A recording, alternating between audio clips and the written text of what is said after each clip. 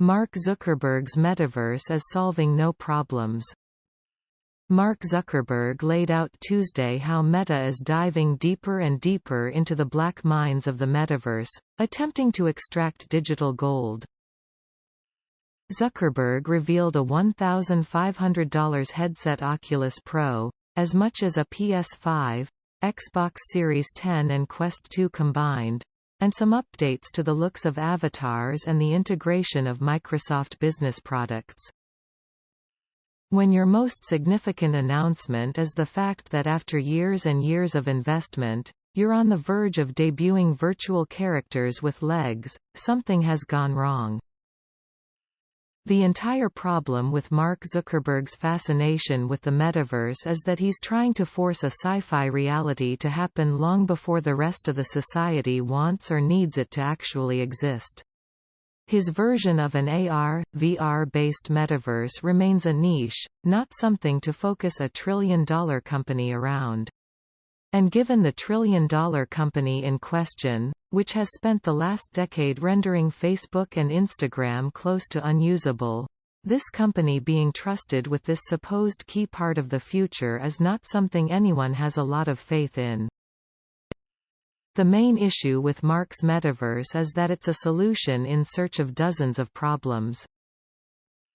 It is an alternative place to play some interesting, VR-based video games, but its total collection is a drop in the bucket compared to the larger gaming industry, which produces new and compelling experiences monthly, and has created enormous, shared online communities for decades, like the kind Meta claims to want to cultivate. There was once an idea that VR was the next leap in gaming past consoles and PC. But that vision has not materialized, and after all these years the VR market is still fractional compared to the larger whole. PlayStation, with PSVR, treats it as a supplement to a larger whole. Meta views it as the entire pie, even if it claims it doesn't. But gaming almost feels like a minuscule focus for Horizon compared to how much time it spent extolling the virtues of VR-based business integration. They had Accenture come on and talk about their virtual office they made with little paper doll avatars, and Satya Nadella showed up to talk about the exciting integration of Microsoft Office and Teams into Meta's metaverse. Even here, it's hard to understand what's being proposed as some revolutionary transformation of how business is done.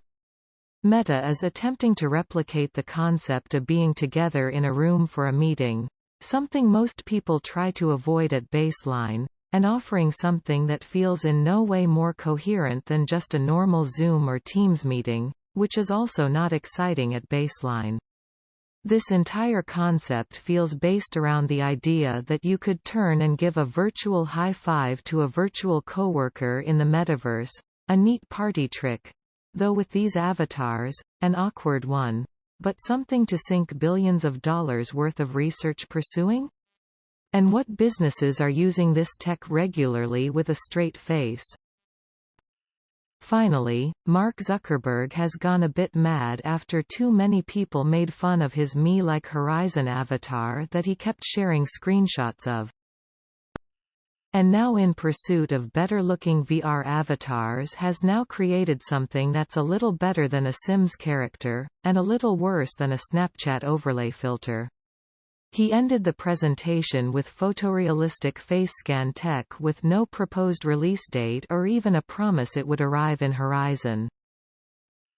Sure, if I had unlimited money, maybe I too would be throwing it toward some science fiction vision of the future that I thought sounded cool in a bunch of books. But now it's becoming clear Zuckerberg's Meta does not have infinite money, and the company is being held afloat by ad revenue controlled by rival tech companies on social networks everyone increasingly hates. Nothing about the metaverse feels remotely profitable, and any attempts to overtly monetize it will only make it exponentially worse and make adoption even slower. We cannot predict where tech will take us 10, 20 or 50 years from now.